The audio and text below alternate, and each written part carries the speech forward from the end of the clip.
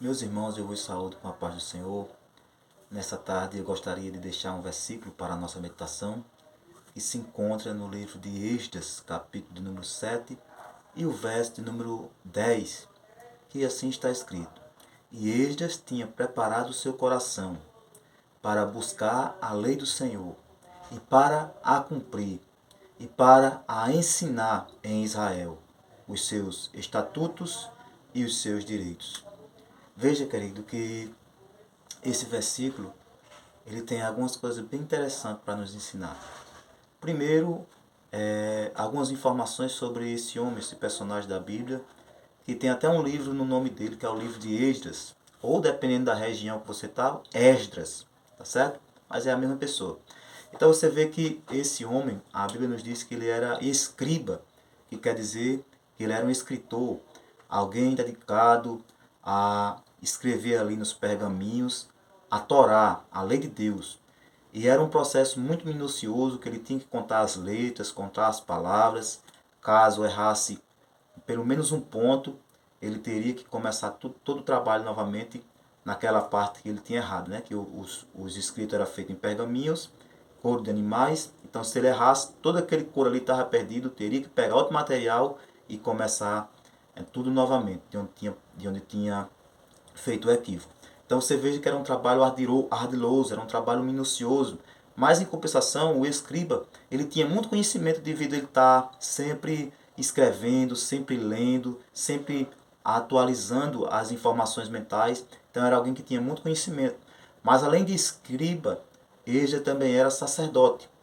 Era um sacerdote e foi incumbido, né, pelo rei de ir a Jerusalém, de ensinar o povo, de cumprir ali o seu papel, as suas funções sacerdotais, apresentar o povo diante de Deus. Então, Esdras, ele foi um líder muito, muito bom, um líder muito dedicado à obra de Deus, um líder que tinha como essa função tão importante, tão premente de anunciar a Deus. Mas esse versículo aqui, querido, ele nos dá algumas informações adicionais sobre esse sacerdote. Além de escriba, de sacerdote e de um grande líder, a Bíblia nos diz que ele tinha preparado o seu coração. Veja que tudo na vida, querido, requer um preparo prévio. Se você vai prestar um concurso, requer um preparo prévio, requer que você estude as disciplinas, resolva questões, leia o material, fique a par das pegadinhas que pode cair. Então é um preparo prévio. Quando o homem vai casar, se o casal vai se casar ou se unir em matrimônio, também requer um preparo prévio de conhecimento daquela pessoa, de conversa, de diálogo, de preparo em relação à casa, em relação aos objetos. Então, tudo na vida requer um preparo prévio, né? Quase tudo na vida, pelo menos, requer um preparo prévio. E Esdras, ele tinha se preparado para aquela função. Ele ia ensinar o povo, ele ia pegar um povo dificultoso ali que estava voltando do cativeiro, então estava com costumes enraizados, precisava de ensinamentos, precisava de que ele explicasse muitas coisas que não ia agradar aquele povo ali, ia ter contato com pessoas de outras culturas, de outras nações, como a gente vê na Bíblia, como os amonitas, moabitas, que estavam sempre ali querendo atordoar a obra de Deus. Então era preciso, querido, que ele tivesse um preparo prévio. Então, no mundo espiritual, é do mesmo jeito. Nós temos que ter um preparo prévio para que nós possamos enfrentar as lutas, as dificuldades. A Bíblia fala até das armas espirituais, que não pode faltar nenhuma, né? O capacete da salvação, o escudo da fé, os pés calçados na preparação do evangelho da paz, o cinto da verdade, a couraça da justiça. Então a Bíblia fala dessa guerra espiritual e que para enfrentá-la nós devemos estar preparados previamente. E essa preparação espiritual se dá com oração, a Bíblia diz orar sem cessar. Essa batalha essa guerra espiritual, esse preparo espiritual se dá com o jejum. Jesus Cristo mesmo disse que enquanto ele estivesse, ou enquanto o noivo está com os filhos das bodas, não precisa jejuar, mas dias virão em que o Filho do Homem seria tomado e nesses dias jejuarão. Então esses dias chegou, então é tempo também de se preparar em jejum. E a Bíblia também vai falar de um grande preparo que é a leitura da palavra de Deus, como Paulo disse para Timóteo, persista em ler. Então tudo isso são modos prévios de se preparar para a vida espiritual. Então a Bíblia diz que ele havia preparado o seu coração. Pense numa informaçãozinha que faz a gente quebrar a cabeça, quando a gente lê essa parte na Bíblia, ele havia preparado o seu coração. E por que nos faz meditar nessa palavra coração? Porque quando a Bíblia fala em coração, a Bíblia diz lá em Jeremias capítulo de número 17, versículo 9, que enganoso é o coração mais do que todas as coisas. Então como era que ele ia preparar algo enganoso? Como era que ele ia preparar algo tão medonho, algo tão ali, como é que eu posso dizer, instável, como é o coração? Como é que ele preparou esse coração? Qual foi o método que ele usou para preparar o coração dele, sendo o coração tão estável, sendo o coração como uma água borbulante, né, ali, que não tem muita estabilidade. E a Bíblia nos diz, querido, que sobre tudo que se deve guardar, guarda o teu coração, porque dele procede as saídas da vida. Agora, o fato é como eu vou fazer isso, sendo que o coração é enganoso. A resposta está na própria Bíblia. Realmente o coração é enganoso.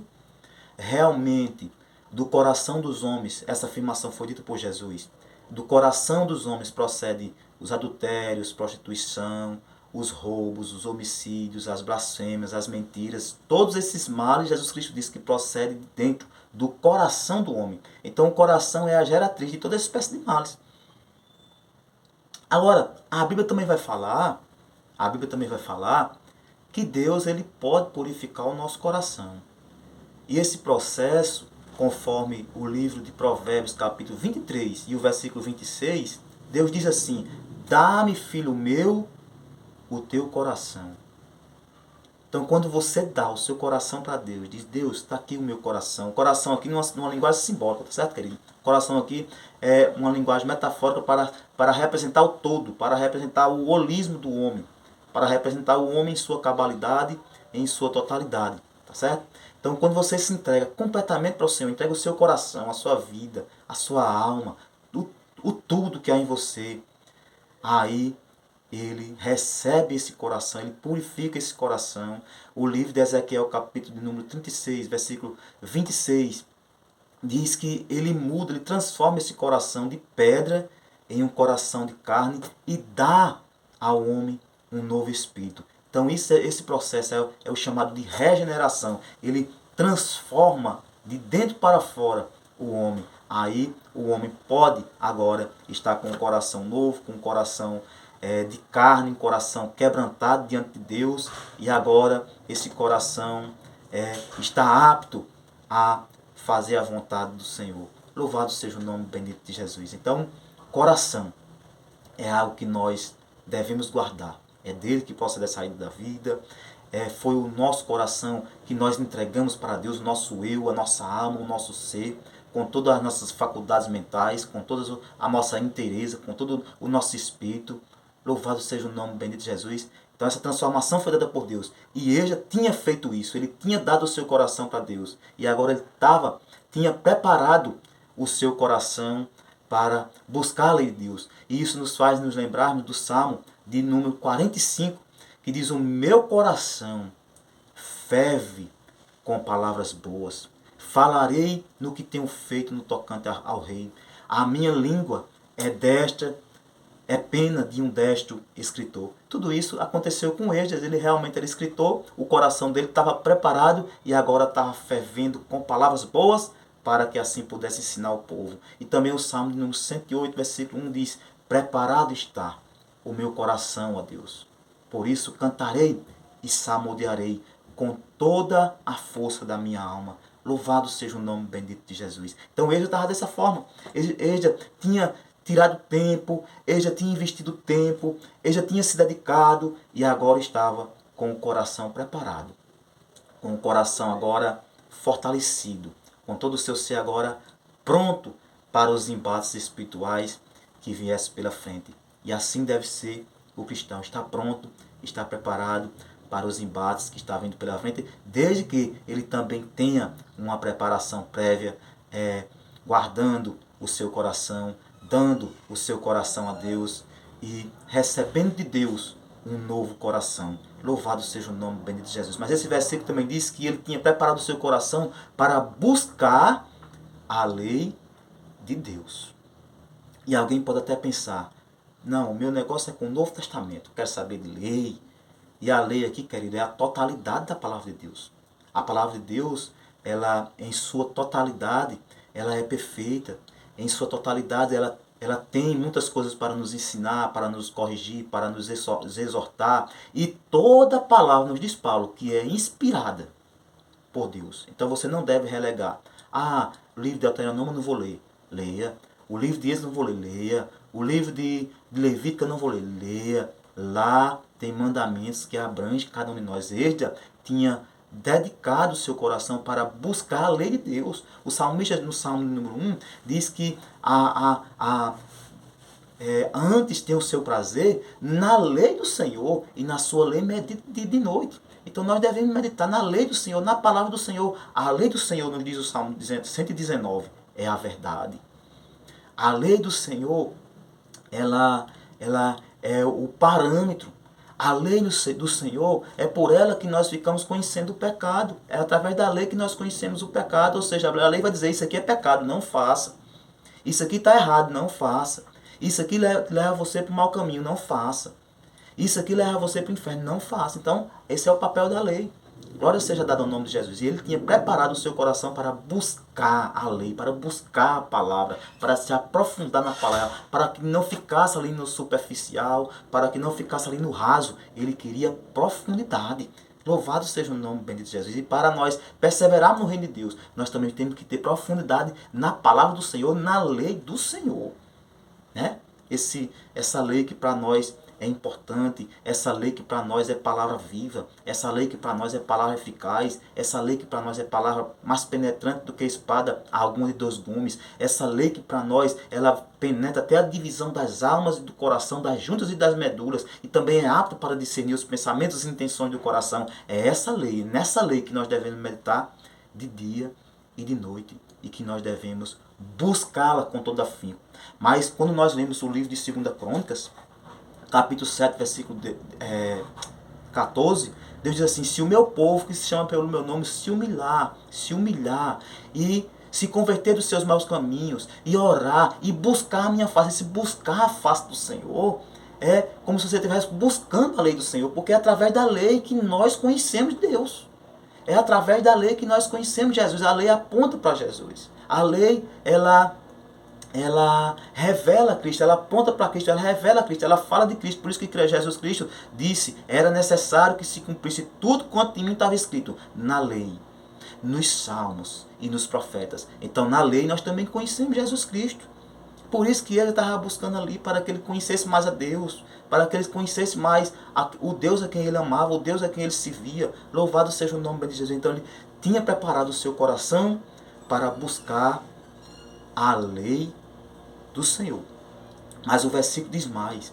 Diz que ele tinha preparado o seu coração também, não só para buscar a lei, mas para cumprir. Porque não adianta nada saber se não praticarmos. A vida cristã, ela depende de praticidade. A vida cristã é uma vida prática. Jesus deixou isso claro quando ele conta essa é uma parábola, né? Uma história que ele conta ali, a gente pode chamar também de uma parábola.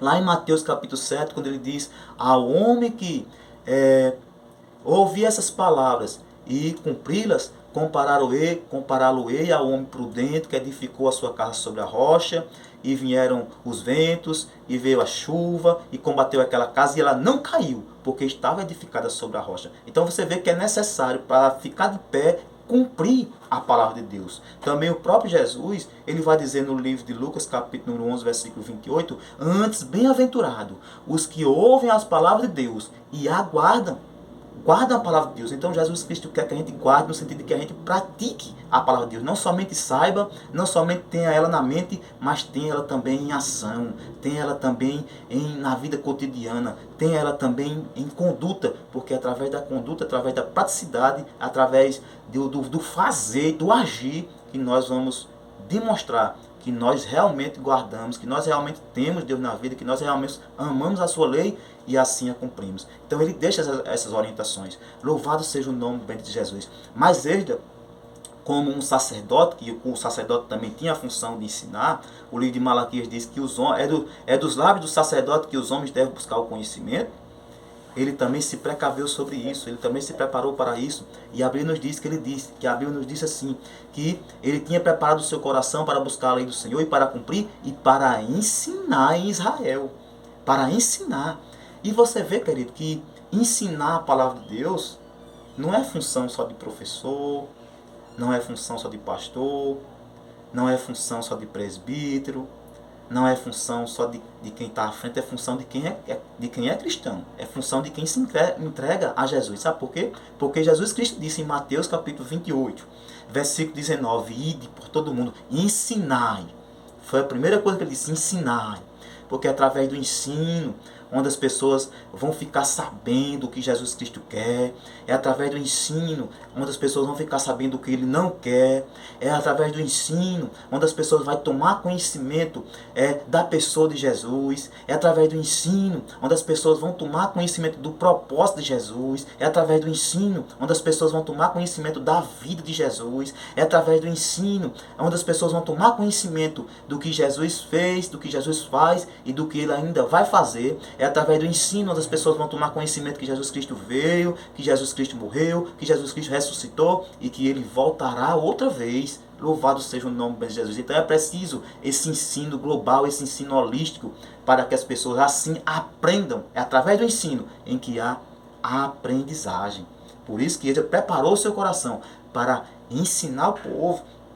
E é interessante, querido, que quanto mais conhecimento se tem, mais você deve repassar. Você não deve ser uma represa, você não deve ser algo que retém a água, algo que retém não. Seja uma fonte que libera.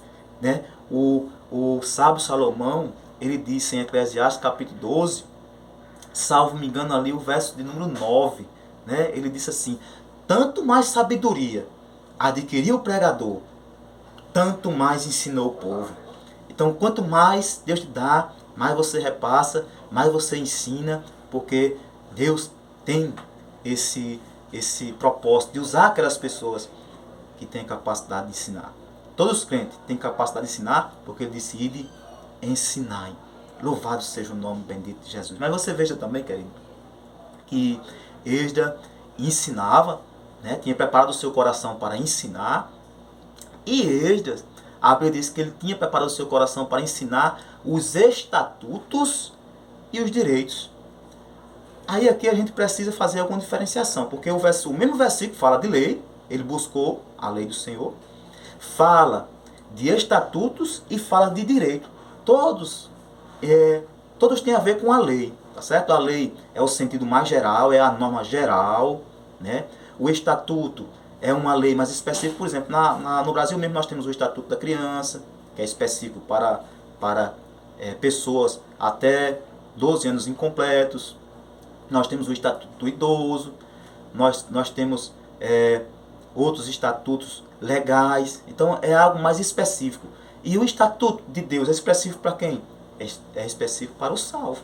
É específico para aquele que diz que tem Deus. Então a lei, o estatuto e os direitos, que é um sentido aqui de justiça, o sentido de justiça é para aquele que tem Deus, é para aquele que se diz que é cristão, tá certo? Para que não seja um cristão nominal, mas um cristão praticante, para que não seja um cristão superficial, mas um cristão profundo, para que não seja meramente um frequentador, mas alguém conhecedor e ensinador, né, da justiça, das coisas grandiosas de Deus, usado por Deus, um vaso nas mãos do Senhor, instrumento nas mãos do Senhor. Paulo mesmo disse que os vossos corpos sejam como instrumentos nas mãos do Senhor. Louvado seja o nome bendito de Jesus. Mas esse versículo, ele ainda tem mais algo a nos ensinar. Porque a Bíblia diz assim: ele havia preparado o seu coração para buscar a lei do Senhor, para cumpri-la e para ensiná-la em Israel os estatutos e os direitos. Os seus estatutos e os seus direitos. Agora, é interessante aqui como foi, eu já falei que ele já tinha se preparado o seu coração buscando. Aí aqui, irmão, tem algo maravilhoso. Porque você se prepara lendo, você se prepara praticando, você se prepara orando, você se prepara jejuando, mas você se prepara para a mesma coisa. Você se prepara lendo para você ler mais. Você se prepara orando para você orar mais. Você se prepara praticando para você praticar mais. Você se prepara ensinando para você ensinar mais. Você se prepara buscando a lei do Senhor, os seus estatutos e os seus direitos, para que você busque mais a lei, os estatutos e o direito. Foi isso que ele já fez, é isso que está implícito no versículo aqui. Ele tinha preparado o seu coração para buscar, mas ele tinha preparado buscando. Não é interessante isso? Louvado seja o nome de Jesus. Então você se prepara buscando para você buscar, você se prepara ensinando para você ensinar, você se prepara lendo para você ler mais, você se prepara conhecendo para você conhecer. Louvado seja o nome bendito de Jesus. Então, o versículo ele fala de lei, ele fala de estatuto, ele fala de direitos, que é a justiça, ele fala de preparação, ele fala de busca. Louvado seja o nome bendito de Jesus. E tudo isso, querido, tudo isso a gente pode também resumir lá no Salmo de número 19, do versículo 7 ao versículo 11, que diz: a lei do Senhor é o que? É perfeita. O que é que ela faz? Ela refrigera a alma. Louvado seja o nome bendito de Jesus. O testemunho do Senhor é o que? É fiel. O que é que ele faz? Dá sabedoria aos simples. Os preceitos do Senhor são o que? Os preceitos do Senhor são puros. O que é que ele faz? Eles alegram o coração. O mandamento do Senhor é fiel. Louvado seja o nome bendito de Jesus. E alumia os olhos. O temor do Senhor. O que é que o temor do Senhor é? O temor do Senhor é limpo e permanece para sempre. Louvado seja o nome bendito de Jesus. Os juízos do Senhor são verdadeiros e justos juntamente. Mais desejáveis são do que o ouro, sim, do que o ouro fino. Mais doce é do que o mel, sim, do que o licor dos favos. Também por eles é admoestado o teu servo em o guardar a grande recompensa. Então que essa seja a nossa intenção, guardar, buscar, conhecer a lei do Senhor, os estatutos do Senhor, o próprio Senhor, através da sua lei, preparar o nosso coração, saber os estatutos, as normas, os mandamentos, para que assim nós tenhamos uma grande recompensa e fiquemos livres dos males, principalmente os males atuais que atacam o cristão por todos os lados. Que Deus abençoe a sua vida, essa é a minha oração. Amém.